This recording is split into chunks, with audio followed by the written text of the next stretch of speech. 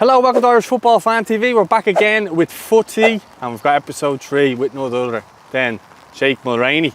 And yeah, we're here in the Pistons of rain. We're hoping that the rain goes away, but Jake, all I can say is best of luck. And yeah, thanks for being here. Thanks, Paul. Thanks for having me. Yeah, let's get cracking. So yeah, let's go. Ah, fuck you. You going through the roof? Ah, I'll still get there. See, that's why it's always a cheat code, letting me go first, because they always know the way. That could be a hole in one there, look. Jeez, he's nearly got it in and all. Right, toe poke, is it? The Achilles is definitely going to go now. Oh, that's a good shot.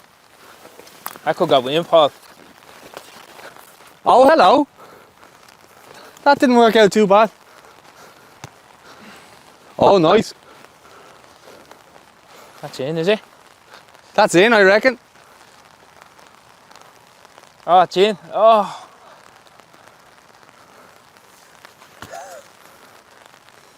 Ah. It's uphill, is it? Stay. Right, this, for me it's 4, this is your third, yeah?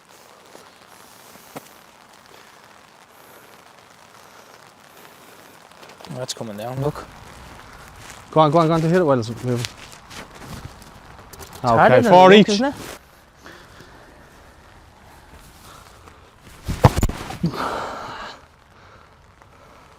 I'll take that. That's not bad. After you, you're the pro.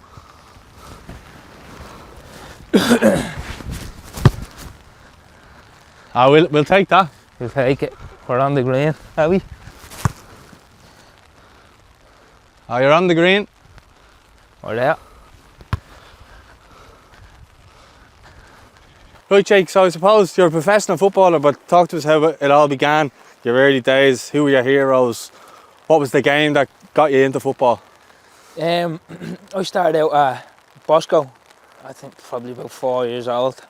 My ma brought me down to Belmadigan Field, started playing there, and yeah, just loved it from there.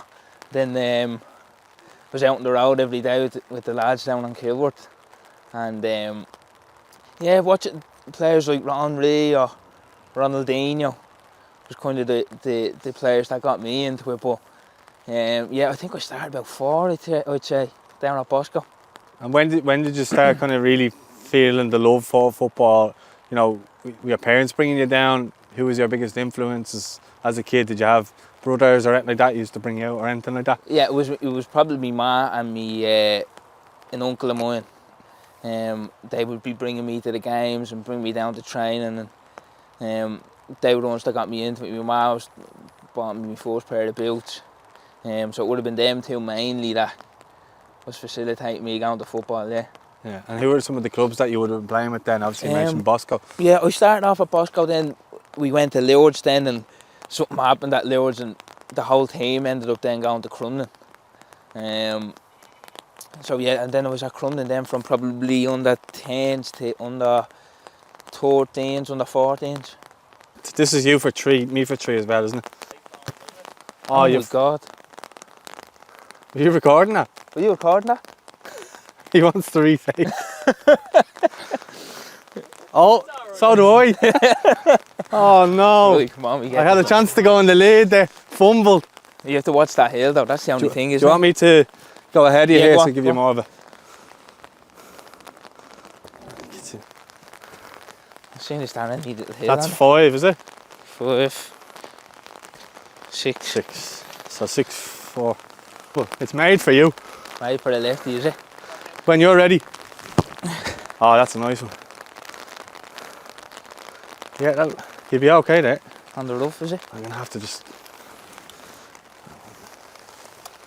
to hit that way. Jump out and back around. Open around. That's actually on the green. Okay. It's hard to judge It feels like a weight's lifted when you take the umbrella down, doesn't it? Yeah. It really does. What were you going to say? It's hard to judge how hard the kick is, isn't it? That's good. That's it.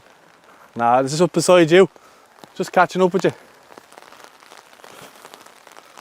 Gets Nice in. spot. 3. Good shot, Pat. Oh. That's the thing. This isn't for it? 4. This is for 4. I'm getting bashed here. I should tear me Achilles more often. That's in. You mentioned in the last hole there, just crumbling. What sort of education did you get there, football wise? And then when did you start kind of getting noticed by scouts and stuff like that before you moved to England? Yeah, it was.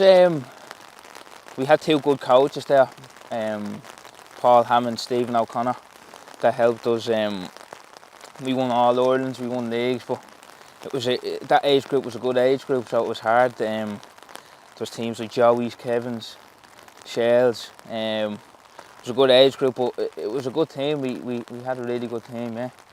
Who is there anyone that may be playing now that would have been playing at your age group? Yeah, Dan Cleary, Jack Bourne. I'm He sure would have been at Kevin's, yeah. he would have been at Kevin's. We had Darden Clark, who was at Galway a few years ago. Yeah. Can't think of anyone else. There would have been a few. There's probably a couple now that's still in the league.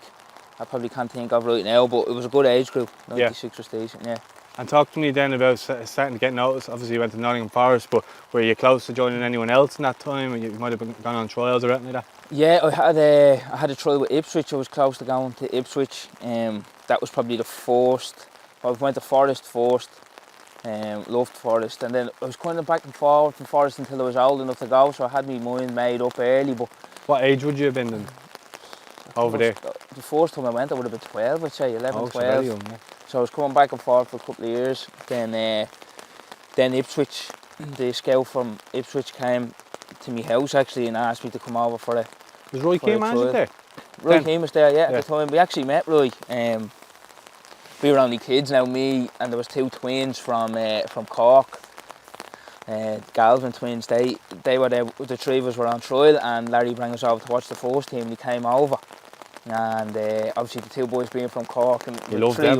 3 young Irish lads, like, had a little kickabout with us while the boys were training. Like, he stood at the side of the pitch just kicking the ball with us. Obviously, like, as a kid, like, something you don't really forget. But yeah, that ended up being a good trial, and it was kind of. I had always kind of made my mind up early with Forest, but Ipswich, I enjoyed Ipswich a lot. But yeah, ultimately then I knew I was going to end up at Forest. What was the deciding factor for Forest over Ipswich? I think it was just the fact that I'd been there so many times and I was starting to get to know the boys, and my dad was close. My dad lived in England. My lad lives in England, so my dad it was a lot closer to my dad.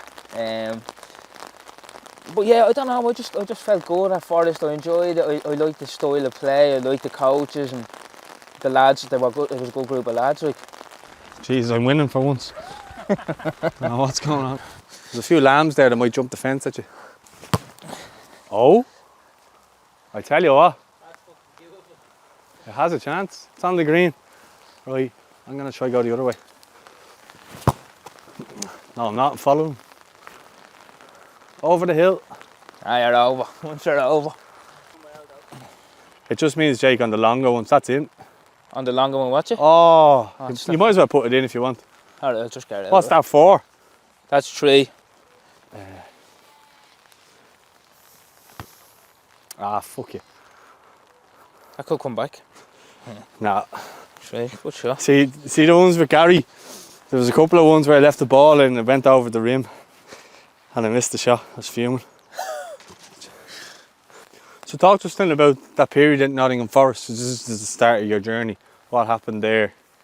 Yeah, so I went I went over probably 15, I think just after leaving the junior cert, and signed for Forest. I was there for 2.5 years, I think it was.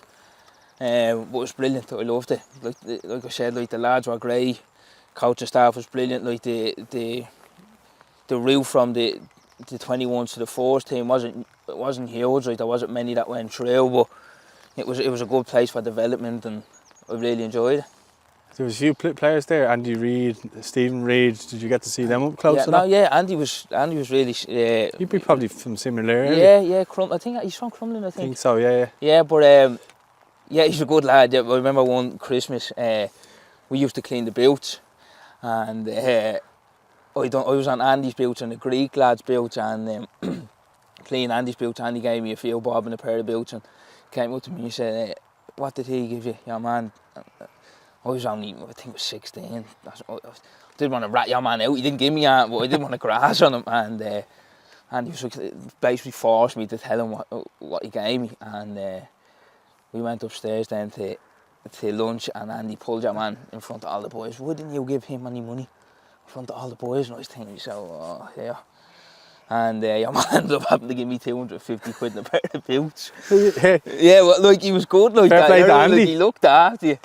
And I ended up getting released then though about, I think it was 17, then I ended up getting released.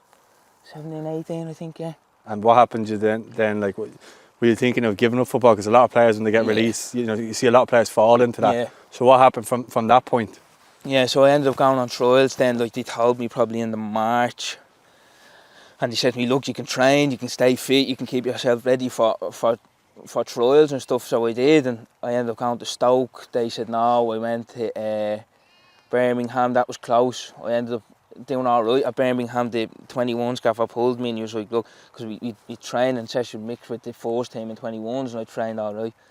He says, "Look, the gaffer liked what you're saying. You play a game tomorrow, do well, and we'll speak about getting the deal done."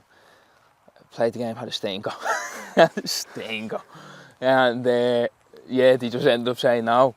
So then after that, then I went to Leicester, had a trial game at Leicester, and They had the championship around that time.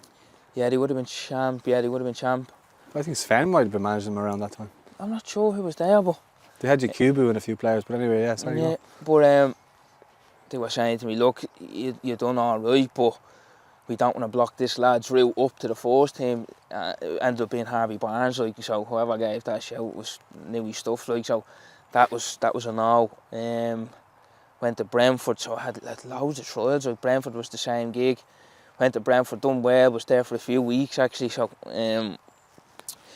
something ended up happening. Ended up having to come home for a while. Went back to Brentford, like, I wasn't training or anything, and she ended up coming home. My grandmother passed away, so I was at home for, I don't know, I was probably at home for about 3 weeks. If you know football, like, you lose your fitness in a week. So I went back, played the game, goosed, played bad, and that ended up being a no then. So it's just I ended up looking into force. I came home, started working with my dad in England. Then looking into force, came home for a while, and then just ended up getting a call from QPR saying, "Do you want to come in on a trial?" Oh. Lads. It's a left foot, this one. Are you a lefty, are you? Yeah, but I can't. I have an ankle brace on. I want it. No, I've been saved. Oh, that's as good a shot I've hit in a while. Oh. That's a crazy. I thought you were going for the sheep there. I thought you were going for the kid here. I just need to keep it.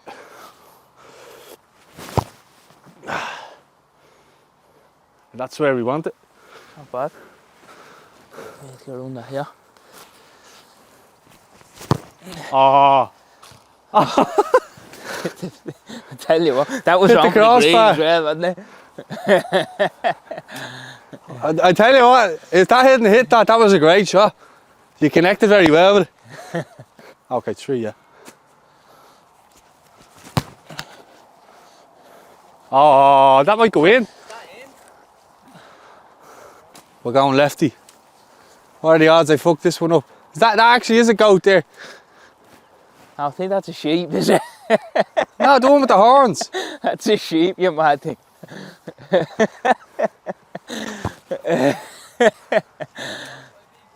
This for 4. I won't hit it though. Oh, good shot, Paul. They're on fire, Paul. I don't know how. One leg. We have to put in two here. Just I'd Check say out the side foot legs. that now before it rolls back down. I'll get your umbrella. Let's see. It just looks more awkward than it actually is. It used to be, you used to have to kind of go around it or under it. Ah, there you're going to smoke me now. Straight down the barrel, isn't it? I'll take That's all that. you need. See, everyone thinks that you need to hit it with like fucking, you know, Happy Gilmore style for every single Feel one. me? Those ones are like, you can get them side foot in there. That's bang on, Just is it? I'd say you get a nice little whip around there and you should get that on the green, I reckon. It's just sometimes you catch the ball wrong and it can like go in the tree or something like that. And you're just like, how have I done that? No. Ah, what a shot. Is it around? You're right on the green, look at that. Oh, that is a perler. I can't see it. You're right beside it. Ah, I see it, yeah. I told you. Look at him pretending. Pretending he didn't know. Oh no. That's nice, that's good. He'll make up that one there. He'll make up one here, I'd say. You'll put that in, no problem. 3 under. It's nice around here, isn't it? Yeah, it's class. On a sunny day, like, see, like last night would have been lethal Ah, would have with the weather and all, you know.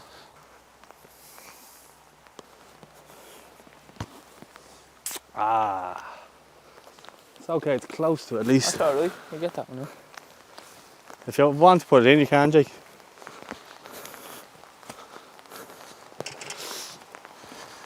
So you mentioned there about QPR in the last, so talk to me about that kind of period in and around that time, maybe those couple of years there. Yeah, that it was period. it was mad. It just came out of the blue, really. It was I just got a call from my agent now. He said Steve Gallen's on the phone looking for you to come over on a trial. He was the 21s manager at the time for QPR, and I played against QPR probably in the March, probably just before I got released, and I done alright. I scored a goal. I scored a couple of goals actually, and he just rang me up and said, "Look, I've heard what's happened. Do you fancy coming in on a trial?" And I didn't know what to do really, because I hadn't played for ages. So I was looking to get into force. I was miles off. Like, I wasn't fit or anything. I wasn't ready to go on trial. And I was just saying, like, I have to kind of think about it and stuff. And then my agent, Paul, sorted like a PT out for me and got me training and stuff, and gave me a couple of weeks, and then they ended up going over and signing then. The Premier League team at that time? Yeah, they were. Yes, they were. Yeah, they just got relegated that year. Oh, okay. Under Harry Redknapp, was it, or that sort of team? Oh, it's been so. I had so many managers there. Yeah, I think it was. Because they had all Harry. the big players and then they got Yeah, relegated, yeah, so yeah. they were worried about finances. Yeah, Probably they had, around yeah, that they had a stage. few big boys. Yeah, they had. Did you come across any of them? Have any Yeah, altercations? Yeah, well, I kind of got one like a big like reality check with. I'd only trained with the first team a couple of times. Like, I wasn't up with them a lot, and we were doing like a box, like a rondo. Yeah. And the assistant was like, when you lose it, the rondo's done. Like, and we were probably about 50. I was only saying this to the boys the other day. We were probably only about 50 passes in. Like that's good for a rondo. And like, we were popping it around. I gave it away, and Rio Ferdinand caned me. Like, I mean, caned me. And I just like went into my shed and just shit my pants. Like, but like, I was thinking to myself, like, we're 60 passes deep here into a rondo. Like, that's good. Like, that's decent numbers for a rondo. And yeah, it came me, just absolutely melted. And he was on the decline at this stage, wasn't he? I think Yeah, he finished up that season. I think he was, yeah. But yeah, and I was just like, man, like, How if was he he's for not driving happy the- with 60 passes? How was he for driving the standards? Because you mentioned obviously there, like, I mean, 20 passes in a rondo would be good enough for me, I'd say. But Oh, like, yeah, honestly, we watched so many passes in. And yeah, like, reality check in the sense of like standards. Standards, like, even at 60 passes, he wasn't happy. You know what I mean? It was good. It was good for me at the time, you know, yeah. as a kid. And as a football education, then how were the, you know, playing there? Were you starting to get seen? Were you starting to get out? Like, any recognition or anything like that? Yeah, that would was have my went on first. loans and stuff. Yeah, my first proper experience with men's football was there. I went out on loan a couple of times to Stevenage and Dagenham, and that was my first proper like taste of men's football, and it was proper like where boys are playing every week for that mortgage and playing for like that family, and it's proper like rough down there. I was in League 2 it was at the time, and the both loans was relegation battles, like, so it was like, I remember the gaffer pulling us in at Dagenham saying, look, this is who loses their job if we go down. It's like a list of like 40 people like losing their jobs, and like just kind of sticking it on the boys, like saying, look, this is the reality if we go down. And that's another reality check, but different to what you're saying about exactly. Rio's reality check. Like. Yeah, it was mad, yeah. Yeah, because a lot of people say that is you forget that your other people's jobs are on the line and they're dependent on you almost, and it's a hard pressure to have, especially as a young fella. Yeah, definitely. Now, like, it was as a loanee, like it's a little bit, obviously you feel for them because like, but if they go down, you just go back to your parent club. Like as a loanee, it's different. But when the boys are all sitting around the change room talking about it, like, and you're in the mix with them, like you feel it yourself, you know. Yeah, it is a pressure. I thought your ball was going to bounce going out there. It's just dangerous, this one. Jake, isn't it? I'm just going to tell you this to be nice to you. If you get too much on it, it can go down fucking like that. Yeah, so you're going to, I'd say, take the first shot handy. I'm going to go this way. Come on, you go then. I'll have a look where you go. Yeah. That's the one.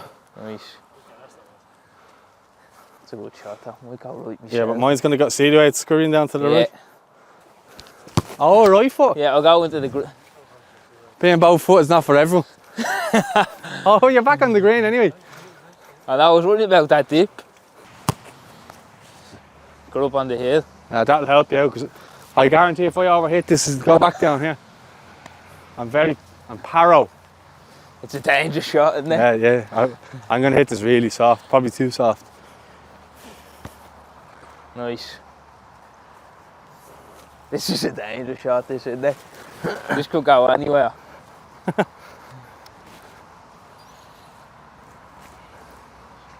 just going to crawl to the hole. Oh, I'll tell you what. Left foot, told you. We're back. Flying. That's it. Yeah. Still only one in it. There'll be one though, you're going to make a show of me. You're like, oh yeah, we're back. I'm getting spanked here. Yeah, mate, trust me, I'll make it up.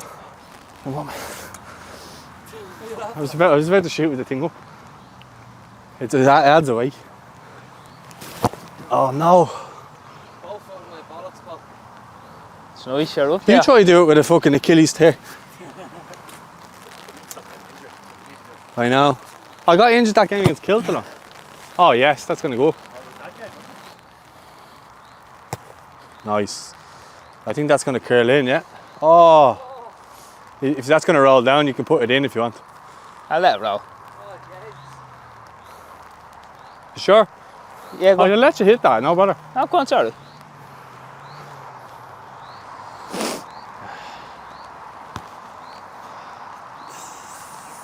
Oh, Paul. Unlucky. Bastard thing gone now. This course is a bad course.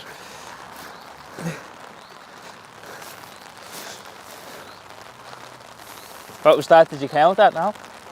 Oh. 4. This is my 4th, I think. Oh. Get it. Lads. I blame the umbrella.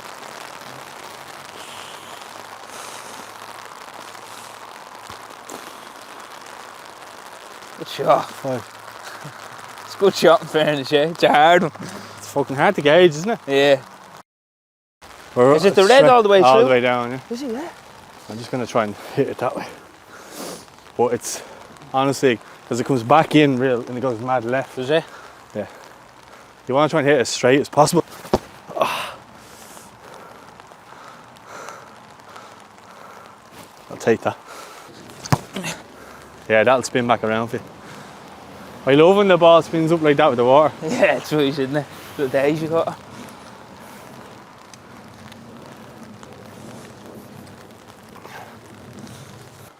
I'm gonna just aim for them trees and hope that it doesn't go along the ground.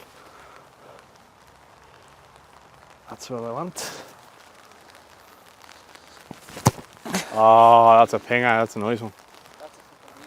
Yeah, that's gonna go right down towards it now. Who do you like playing against most in the league? Probably you. I Really? like playing against you, yeah. Who's I that? think there's been most goals against you. Sean Gannon. Come up against. Sean's good, yeah. Good player. Yeah, Sean is good. Him and then Tyreek. Yeah, Toy, yeah, as well. But yeah, I think we have, I don't know, I think we've 3 or 4 against You had a good Shels. free kick, didn't you? Yeah, Free kick against us a few years ago. yeah, I had a couple there. Right.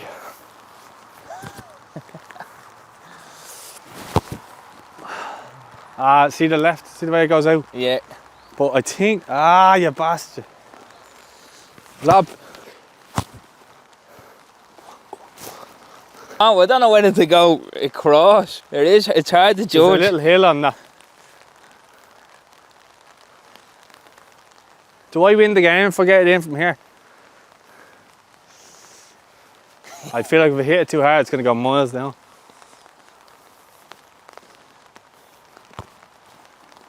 Good way.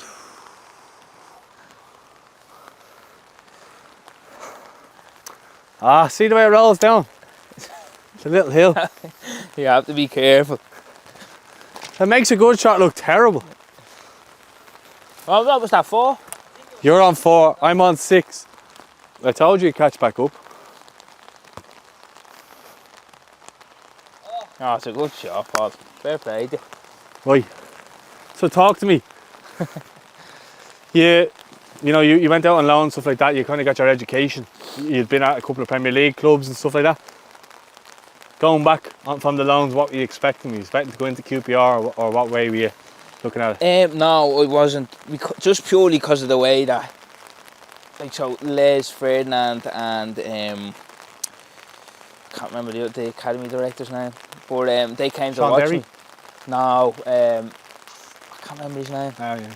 But they came to watch me the last game against Stevenage, and they left me contract at the reception desk in Stevenage. I mean, so I was thinking, so, right, they're obviously not serious. Like, normally, if you're going to get offered a new contract, they'd pull you in and they'd speak to you or whatever, but they just left it behind the desk. Like, so I was thinking to myself, right, so I'm obviously going straight back in with the 21. So I wasn't expecting to go in with the first team, obviously, like, because I was on loan in League 2, you know, but like, to leave that contract behind the desk at reception's a little bit like that. Here, take that. They were going through some stuff. He was trying to offload a lot of players on big wages at that time, but Yeah. there's no reason to treat a young lad like that, though. No, I mean, like, it just showed me how serious they were. Like, you know what I mean? It's football. Come here, football's ruthless. You know what I mean? It is what it is. I'm not that fussed with it, but it obviously just tells you how serious they are about you as a player. So we just explored the options and went from there.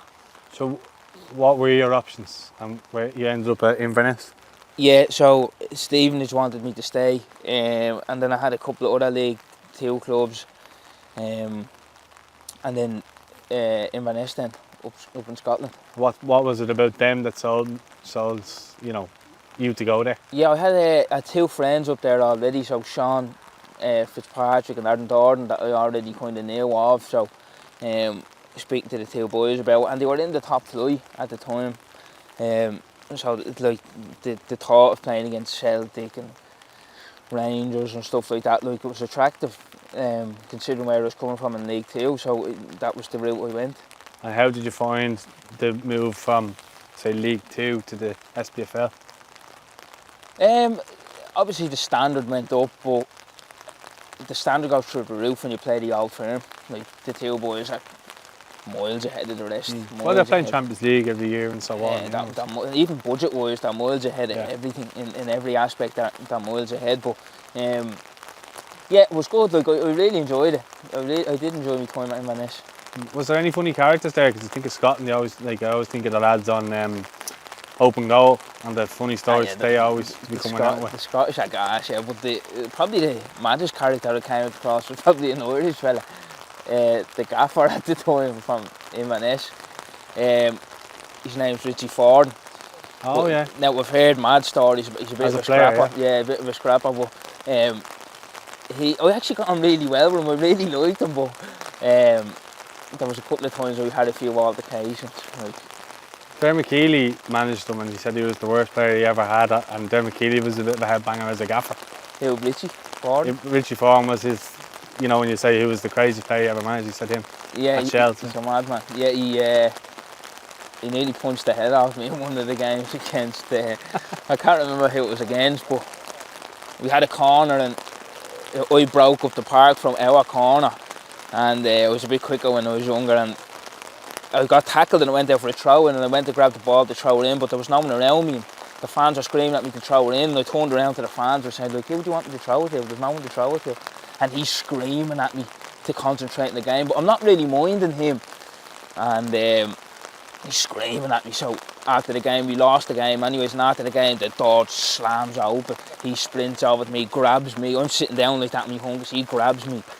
And I kind of went to stir up, and he went to throw a dig at me, and the two fullbacks actually grabbed him. And he's screaming, he'll never fucking play for this team again. He'll never start the week after, but he's a madman.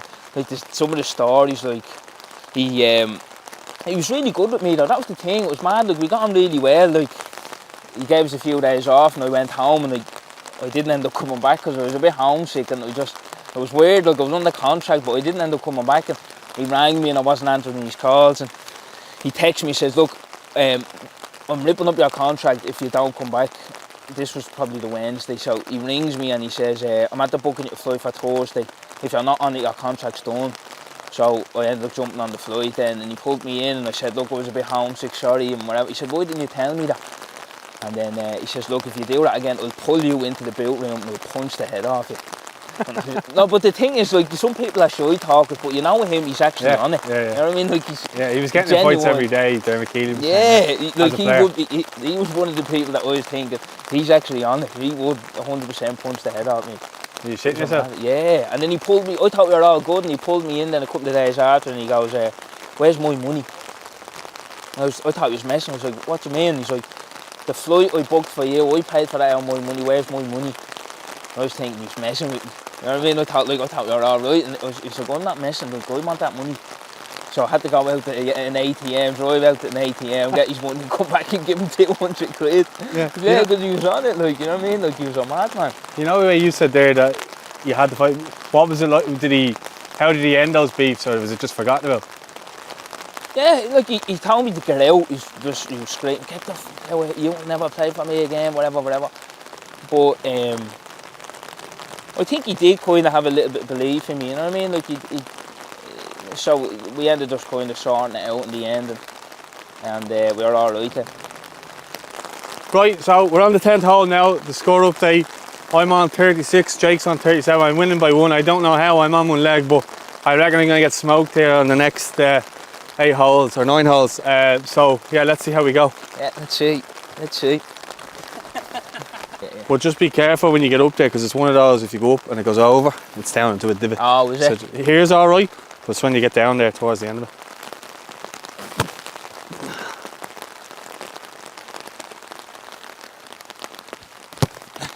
Nice. I'm gonna have to go low again here, I think. I hit the wrong fucking thing though. I can cross and shoot equally with both feet. Oh, it's in the rough. Oh, I think you've hit that too hard. Oh, you're messing. Oh, no. Oh, I did tell you. That's a disaster. How far down You might as well go catch it. Is it miles down? I wouldn't know, but you might as well get one of the lads to go down with you. It'd be funny. That's a disaster. Ah, it's only there. Alright, that's right. Yeah, it's alright. That's me for 3.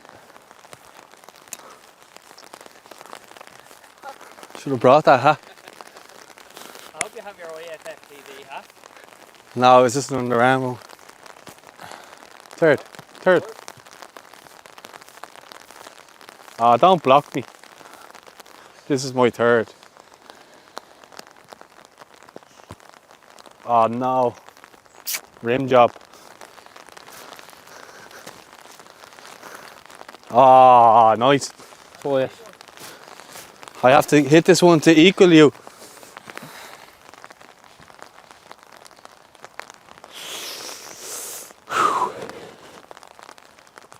Oh, I thought you overhit that. I was nervous there.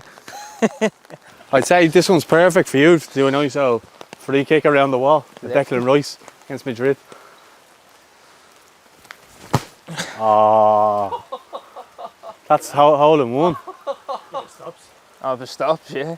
I might go down the hill again. Oh, good luck. No pressure, Pop.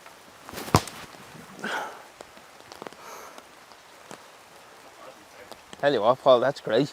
Two very, very different ways to get to the same spot. I don't know how I pulled that one out. Is this, this is for two? Eat both of us? Yeah, this is for two, yeah. I'm going side foot here.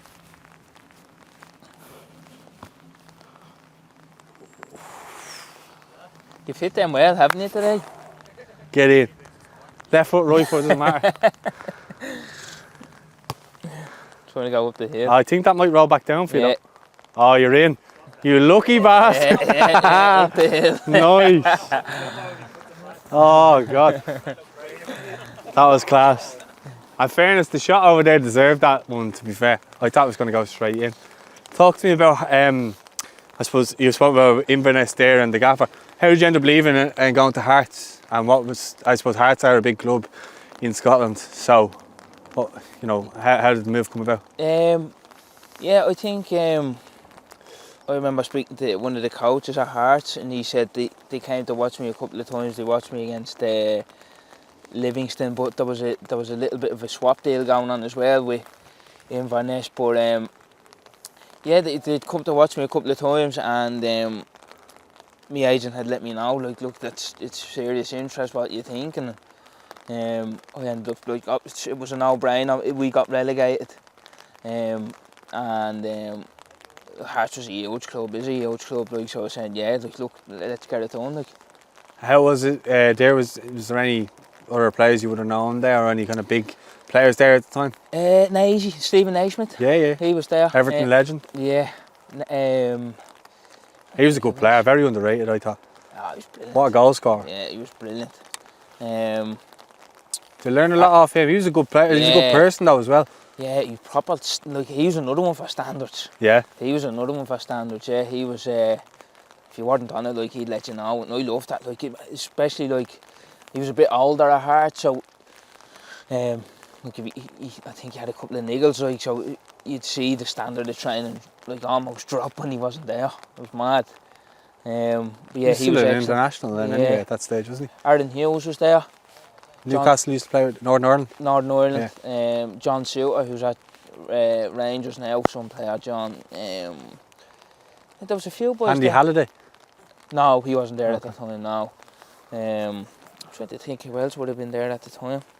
There was a few good players, like, really good players. They've always kind of, like, you think of Celtic, Rangers and maybe Aberdeen, Hibs and Hearts, they've always been kind of the next crop. Yeah. Say, so there's always been a few decent players there. But I suppose in that regard, who was managing you at the time? We had Craig Levine, and then we had a gaffer called Daniel Stendhal. Yeah, Levine was a legend there, wasn't he? Of the club, yeah. He was there a few times, wasn't he? Yeah, Craig was great, yeah. What was the period like then in terms of your football? How were you enjoying your football then? Yeah, I enjoyed it. Now, it was, again, like, it was another little learning curve for me, going to Hearts, like, the size of the stadium, the fans, like, it could get toxic, like, you know what I mean? It could get really toxic. I remember my first year, we went 8 games I think we won 8 games on the bounce, and we were drawn at half time to Livingston, and they built us off the pitch. And one of the boys said, here, look, get used to that, because, like, Now, in fairness, like, look, they're never going to win the league. You know what I mean? With the old firm, they had, like, none of them teams. The biggest prize for them is Europe or the Cup. Yeah. So it was a bit like, whoa, like this is a big club. Like, and the demands are pretty high. Like, Was your aim ever, while you were in Scotland, reaching Celtic? Was that something you were always aspiring to be or get to? I never really thought of it. No. No, I never really thought of it. I don't know. I just kind of went with it. You know what I mean? Like, if Arton came about, then it'd be different. But that level, it's I can't explain it to you, Paul. It's 2 or 3 levels above easily. Like the boys like that you wouldn't even think of. Like when I first went to Scotland and thinking of like Scott Brown, I thought he was just a dog and like he just, you know what I mean? Like just kind of act the bollocks bit on the pitch and just break people up. But he wasn't. He was an excellent football player. Even the captain now, Callum McGregor. Yeah. Serious player. He would have came from the same sort of school as Scott Brown. Yeah, honestly, excellent. Like, you just don't realise until you play against these boys that you realise the kind of level. Yeah, we even look at some of the lads that have gone in there now, the Irish boys. Johnny Kenny, who was obviously playing League of Ireland last year, scored his first goal for Celtic the other week, last week actually. And then Adam Eade is flying now. Yeah. Liam Scales has done well, becoming international now as well. Yeah, it's good to see that, yeah. I watched Celtic probably 2 or 3 times this year, and every time I watched them, Scales was brilliant. Yeah. Looks like a good player. Yeah. So this is the hole in one I was saying. Okay, right. But it can go wayward as well, you know. Yeah, no, that's what I'm thinking, yeah. Okay, master, you show us how to do it. Yeah. Yeah, see the thing is it could go the whole way down and Yeah, in. that's what I'm thinking, yeah. Has it stopped? I think it's stopped. Yeah, it's stuff. Good way.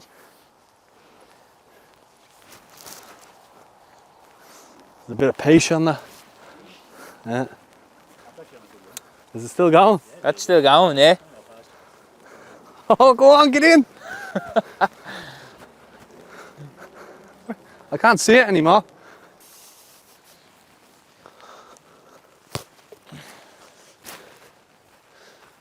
Oh.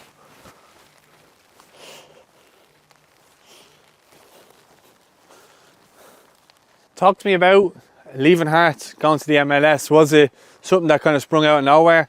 Or, you know, did you feel like your time was done at Hearts? Or what way did it work out? No, I had just signed a new contract with Hearts in the summer. I signed 3 more years. And we were in a little bit of a rough patch. Craig Levine got sacked and the new gaffer came in, and I don't know, we just didn't really click with the new gaffer at the start. I was only coming back from an injury and stuff, and the way he kind of played was a little bit different to how I kind of, that would suit me. And I just got wind that Atlanta were interested, and spoke to a couple of people about it, and they send you over this brochure, right? So they email you this thing to, like, it's mad. In America, it's mad. They send you over this brochure, and it's like everything that's good in Atlanta. What's good for your wife, what's good for your kids, good skills for your kids, good areas for your missus. And it was just like, they show you the training ground, the stadium, everything that will just attract the player to come over. And as soon as I seen that, I was like, right, we're now here. And did you have a child at that point, or? Yeah, my first daughter was just born, yeah. So was that you know, oh, okay, this is the life that we want to live now, go to America, the American dream, as they say? Yeah, it was like, once me and my missus seen it, we were just like, look, this is an opportunity you can't really turn down, one of them ones. So yeah, we just gave it a bash and went over. And talk to me, you spoke about standards in the SPFL. What was the standards in the MLS in comparison, you know, even at some of the levels that you would have played? Is it far off, you know, competing? Like, as an overall, it's definitely well above the MLS, but obviously the old firms is a little bit different. But like, it's weird in the MLS, it's so you get like DPs, like designated players, so like the big dogs in each team, like, and obviously their level then is through the roof. Like, you're playing, some boys can end up being 40 million. Like, I played with a lad at Atlanta. He won the World Cup with Argentina, and then signed Who for was it? Leon, Thiago Almada. So he was like a DP, he was 50 million, and then you get boys like myself and all that were lower down the ladder, Yeah, much 'cause lower.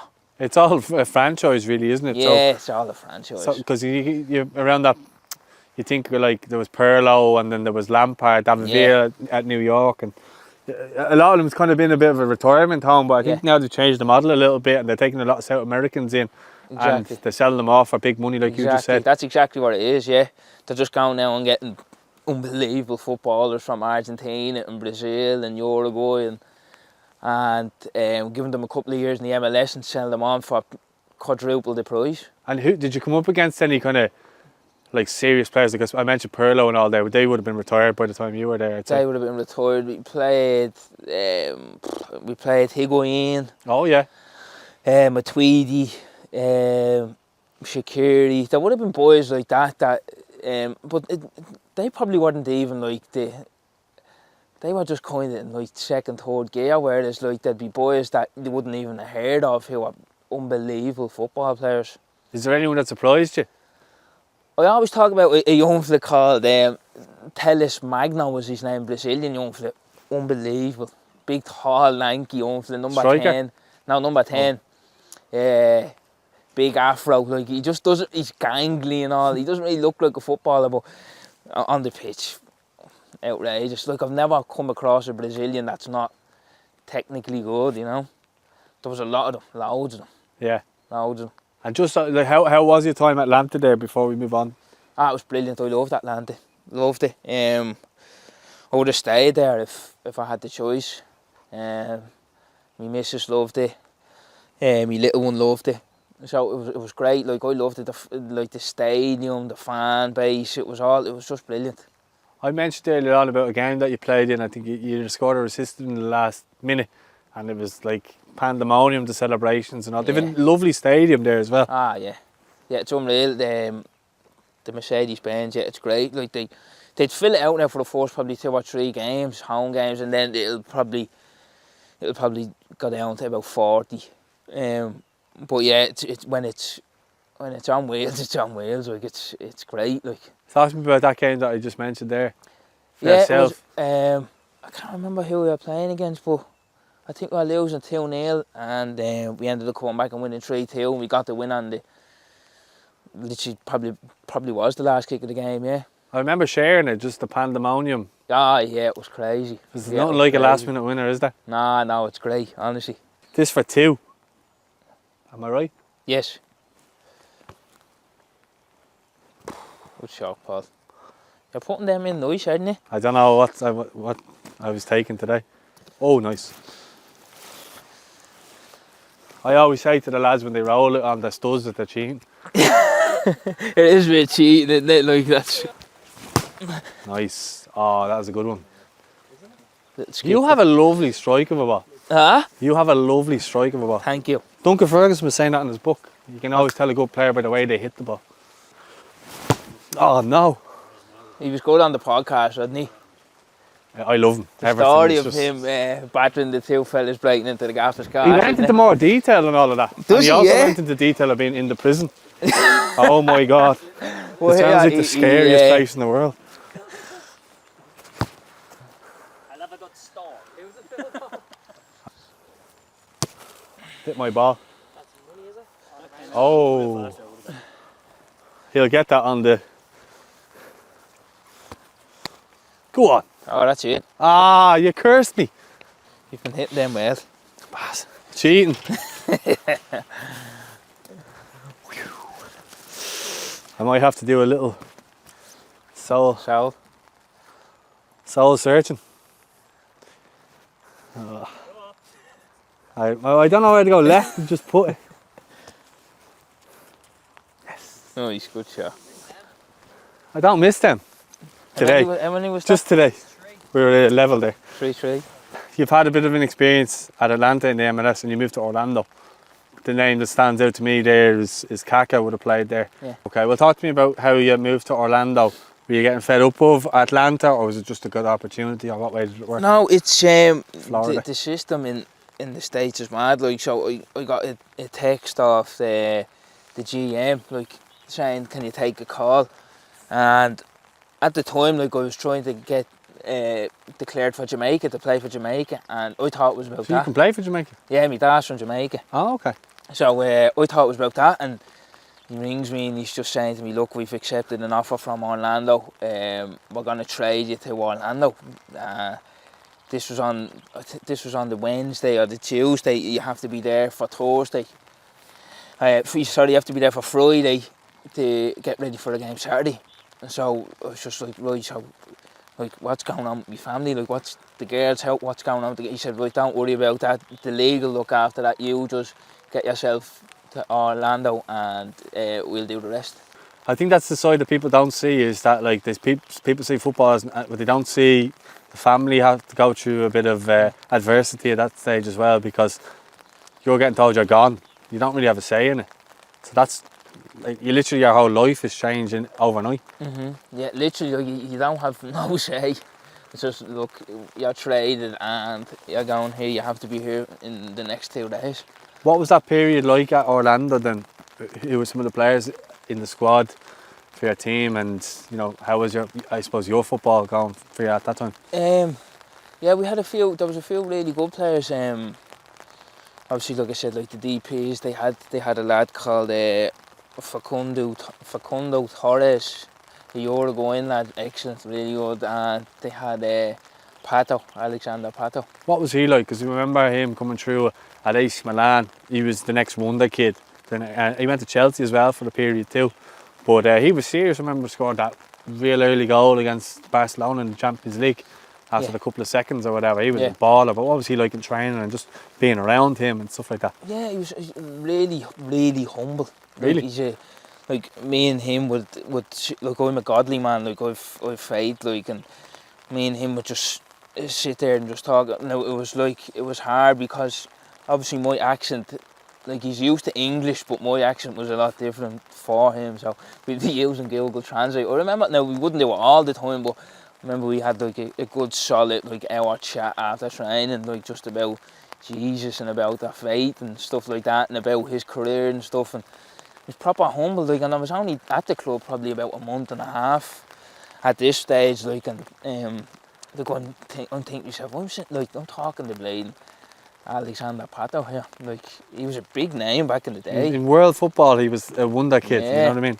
But it's mad to think a lad from, say, Crumlin to a lad from Sao Paulo talking in Orlando about, you know, about Jesus and about the church and stuff. Yeah, he was proper humble, like a really good lad, but you could tell, like, that he's a powerhouse, like, proper, really, really fast, really, like, strong.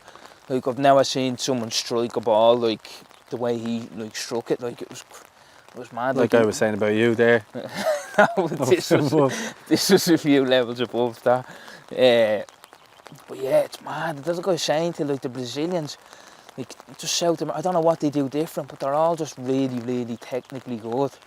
I think there are a lot of street footballers there. Their mentality's different.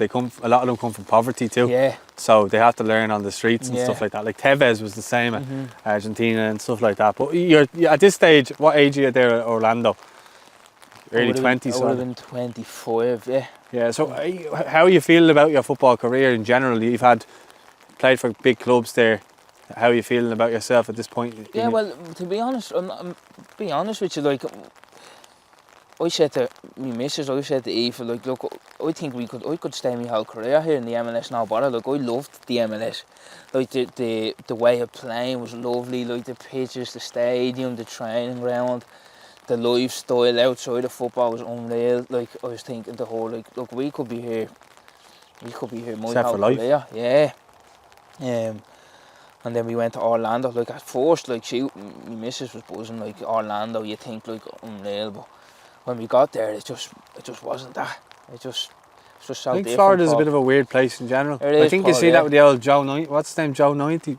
What's his name? The Tiger fella. The Tiger King. Oh, from Florida. Yeah. Not Joe 90. Joe Exotic, not Joe 90. Joe 90 is just someone you go about, that mad fella down the road. But Joe Exotic, you know, you see, like, it's just it's a mad place. Yeah, it is. It is like it was good though. It was a good experience. Like we'd go out to the parks and stuff. That was probably the best thing. You know what I mean? Going to Disneyland and stuff with the girls and Where Nickelodeon used to be. yeah, that was class. It was Yeah. class, but like just to live there was so different. Like my little girl that.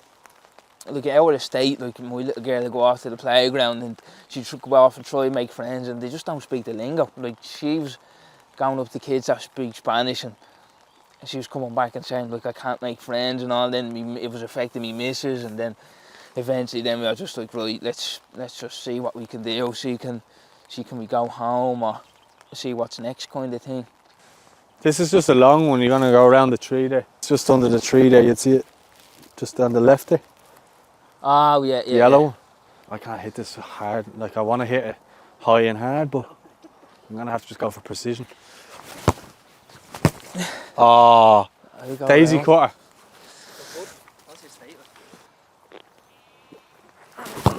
Oh no.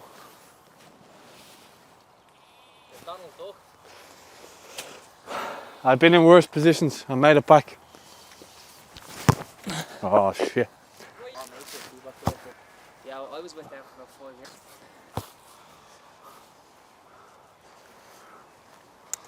Talk to me about moving home then.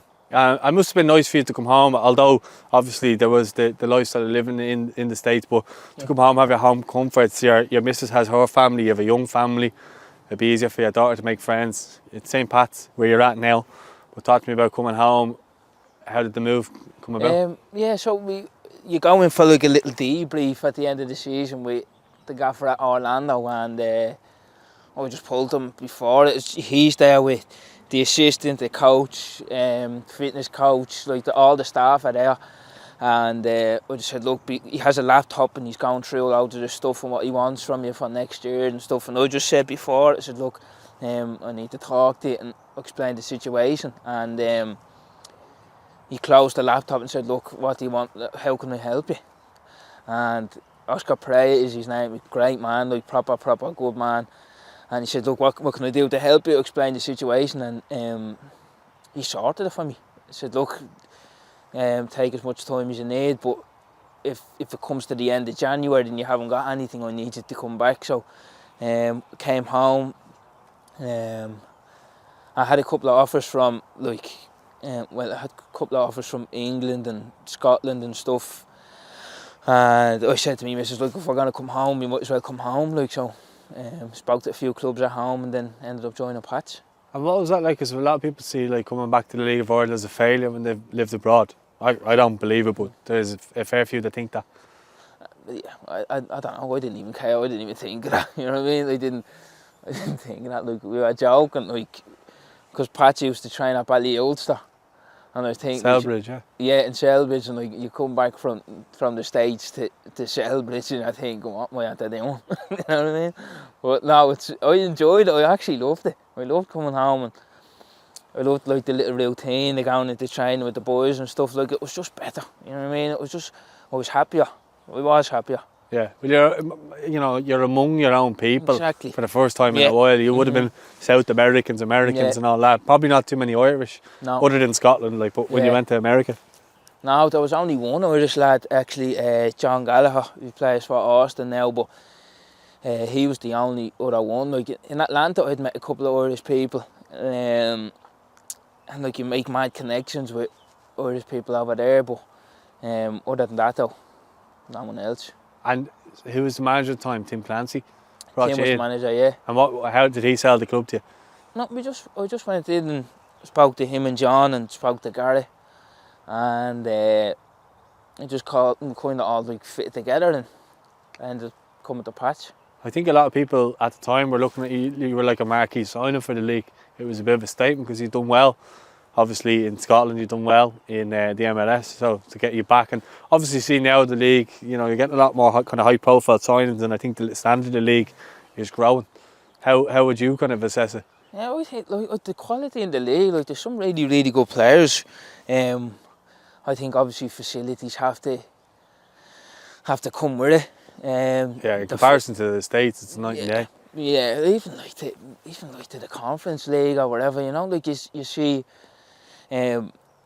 clubs that you just need their own training facilities and just better facilities. Like the fans are coming in now, they're starting to sell out stadiums and you're getting deals with Virgin and stuff like that. I think like the facilities just kind of need to step up now as well, and hopefully further down the line we can do that. And do you think, obviously we saw Shamrock Rovers running the Conference League and how good that was for Irish football, maybe now that might start driving, say, the government to helping clubs in the League of Ireland in terms of getting better facilities and stuff like that? Yeah. So that's, you know, in talking from academies upwards, training facilities and stadiums themselves need a bit of a revamp as well, I would say. Yeah, absolutely. I think like that definitely does need to be funded from somewhere. I don't know where, but especially now with the young lads that are coming through, like some of the young lads like Maso and the young lad off Cork, O'Sullivan, Michael Noonan. Like there's boys there that can do well. We just need to help them as much as we can before they go across the water. Okay, we'll quicken up. No more small talk, huh?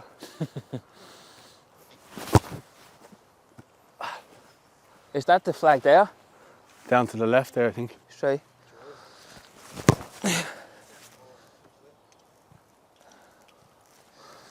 You think you catch it right, don't you? And then it just flies off. That's class. What's that, a fire?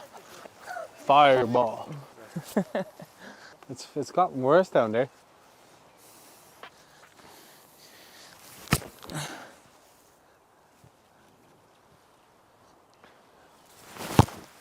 Ah, no, straight into the tree.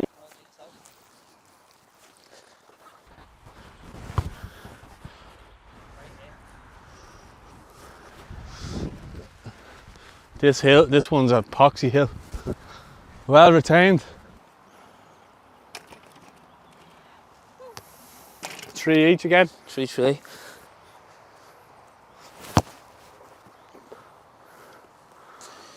I'll take that. Oh jeez. I was thinking that myself, yeah. Yeah, the only thing is if you mess it up, it's gone.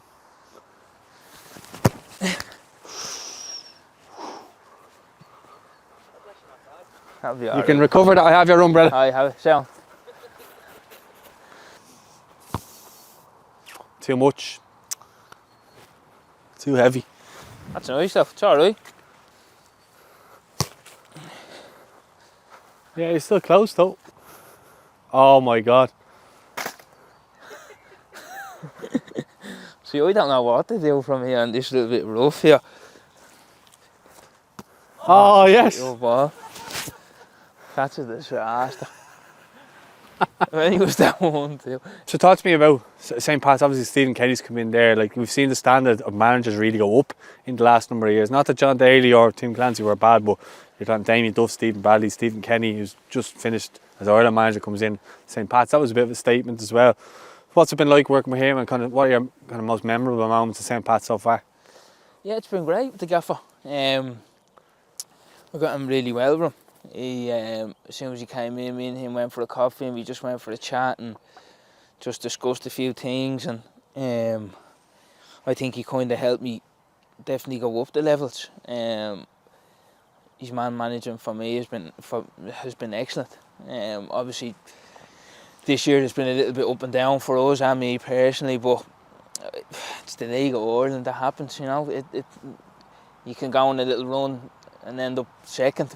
Like you did, yeah. Last year we were in a relegation battle in July and we ended up nearly winning the league at the end of the If there was a few more games, he's with the form team, you know. Yeah. So that's how it is, like, you know. But yeah, I've really enjoyed it at Pat. You know, it's right around the corner from where I live, and my uncles go to the games and friends go to the games, and it's been great. But obviously, probably the best moment so far was the cup final, I'd say. Tommy Lonergan, Rick Doyle. I can't remember who was the other goal. Own goal, Joe Redmond. Yeah, Joe nearly got it though. Yeah. But yeah, that was a great day. Misses it now. Watch. Nice. 4. This is for 4. 4 all. 4-4. We've been, what have we been, even the past, what, 4 or 5 holes? Yeah, you've just been following me. I'm just going to try and hit it as straight as possible here.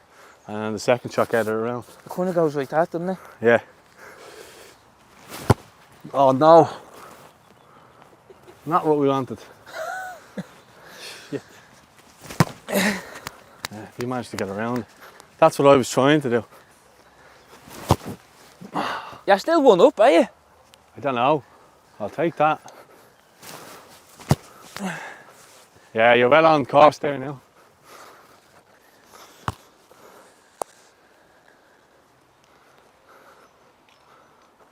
On the green.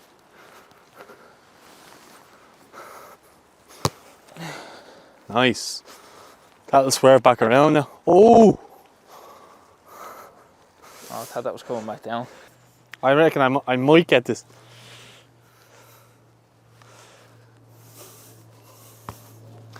No.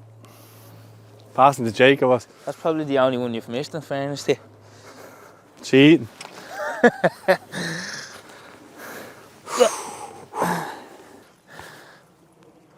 Good shot.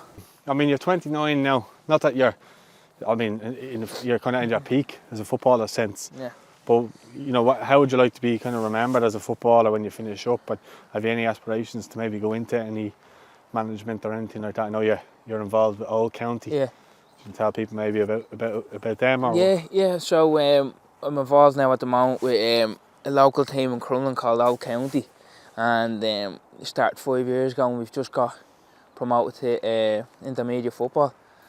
So we've done that in 5 years, which is really good. And we had discussions there the other day of kind of like where we want the club to go. Like, it's a pretty serious gig. Like, it's not like a piss take or anything. Like, it's run by my mates, Dan Cleary and Mannix, Gary. Like, there's a Philly, Steve and Podge. There's loads involved. Like, you've had a lot of promotions. Yeah. It's like it's a proper gig, like, on the rise. So I've been in and out of that. At the start of the season, I didn't get involved because we were playing more Fridays and stuff. But the past couple of months, I've been back in. Me and Dan have been back in. It's been going great. I never really wanted to coach before I started with the boys, and now like it's the buzz of it's great. Like, it's almost, you get the same buzz as if you're playing. It's like after a win, or like if you help a player out, or like the buzz is great. Like. Yeah, did the lads get a bit of a kick when you're up against Dan? When you're playing against each other? Yeah, like you get, like I'll get a bit of stick now going down to the boys now. But yeah, it's good. Like, it's good crack. Yeah, and then just like in terms of, you've got a young family and stuff like there now. Like, how much, I suppose, from your point of view, how much has your missus helped you in that sense? Because she's probably given up a lot to help you go maybe achieve your dream. Yeah, she has. She's done a lot. In fairness to her, she's sacrificed a lot for me, and she's been all over the world for me. So she's done a lot. In fairness to her, now I would have struggled a lot without her. In fairness, yeah, she's come to Scotland with me. She's come to America. She's come back home, and we've 2 little girls now, and looking to kind of proper settle. We're looking for a home at the moment. So yeah, we're looking to try and proper settle down here in Dublin. Yeah, because you're looking at your social media and stuff, it seems like your kids, you have pride and joy. Ah, they are. Yeah, the 2 girls are great. The little one's hard work now. The little one's How old? hard work. 1 and 5. Oh yeah. The 5-year-old's an angel, and the little one's She babysitting already? Yeah, honestly, she does probably more than I do. But she's great, yeah, with the little one's hard work, yeah, but I wouldn't change it for that, you know. And just on yourself, like, as a footballer, how would you like to be remembered when you finish your career? You mentioned down there about maybe winning titles with St. Pat's. Would you like to go down as a legend in the League of Ireland? Yeah, it's not really something I think about, you know. I don't really strive towards them accolades, really. Like, I'm kind of more on the human aspect, the side of the game, you know what I mean? Like, I'd like more to be remembered as like a decent bloke more than anything else, really.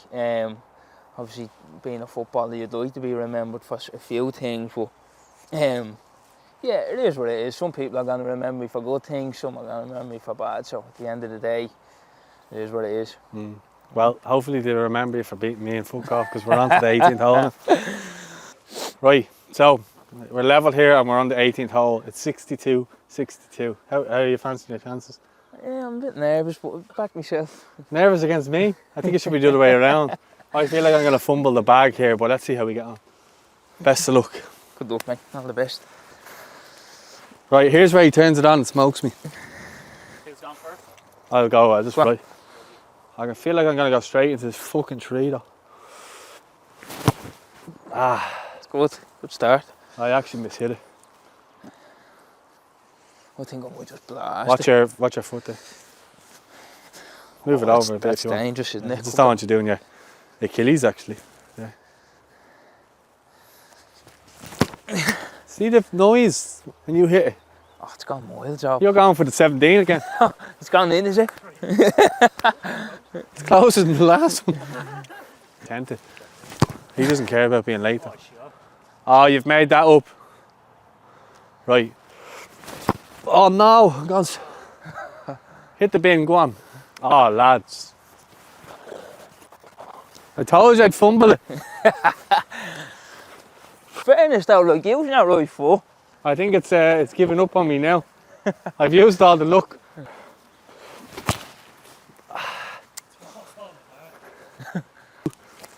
I've taken 2. Oh no. If I can get this on the green.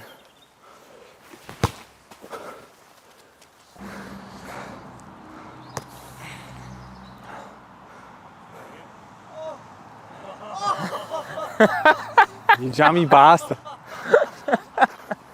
Okay. I'll have to let you get out of here now. Let's see what I get. I fumbled the bag. Look at the electric rower. Yes.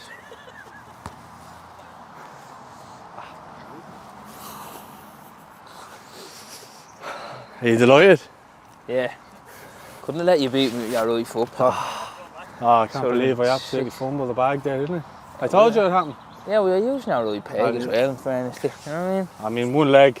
I done okay. I mean, I'll take it. One of the best players in the League of Ireland against fucking little old me. Do you just want to see me my ankle brace? Just for proof. Look, I even have the tape, the kinesiology tape on me. Great game, Jake. Enjoyed Well that. done, pal. Fair play. Well done. Fair play Guys, to you. don't forget to like, subscribe, and follow for more content. We'll speak to you soon. Thanks, boys. Thank you.